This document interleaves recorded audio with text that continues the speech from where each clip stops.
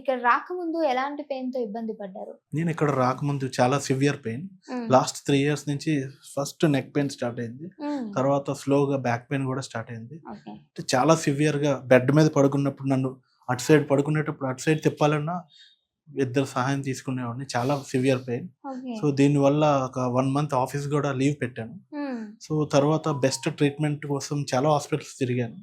But అందరూ go for surgery అన్నారు. ఓహ్! కానీ అంత బడ్జెట్ మా దగ్గర లేదు. సో హ్మ్. ఒక సర్టెన్ డేలో నేను కొన్ని రీల్స్ చూస్తున్నప్పుడు, యూట్యూబ్ షార్ట్స్ చూస్తున్నప్పుడు డాక్టర్ తేజాస్ క్లినిక్ సోమాజిగూడ అది చూశాను. హ్మ్. సో ఒకసారి విజిట్ చేస్తే బాగుంటుంది అని అనుకున్నా.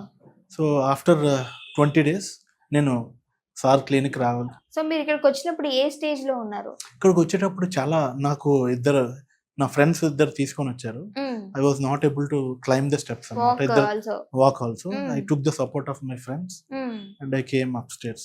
సో సరే అండి, మీకు ట్రీట్మెంట్ బిఫోర్ ఎలా ఉండింది? ఇప్పుడు ఎలా అనిపిస్తుంది? ట్రీట్మెంట్ బిఫోర్ నేను ఒక 5 మినిట్స్ కూడా నించోలేకపోయాను. నించున్న పెయిన్ స్టార్ట్ అయ్యేది, కాళ్ళు మొత్తం తిమ్మెరలెక్కేది అండ్ చేతులు కూడా. అండ్ నా యాక్టివిటీస్ నేను చేసుకునే ఈవెన్ వాష్రూమ్కి వెళ్ళాలన్నా వెస్ట్రన్ కమోడ్ యూజ్ చేసేవాడిని. చాలా ఇబ్బంది పడేవాడిని. ఓకే. సో తర్వాత ఆఫ్టర్ ట్రీట్మెంట్ నా డైలీ యాక్టివిటీస్ నేను చూసుకుంటున్నా. And moreover I'm going for walking. ఒక 20 మినిట్స్ నించున్నా నాకు ఏ పెయిన్ రావట్లేదు. And very happy with the treatment and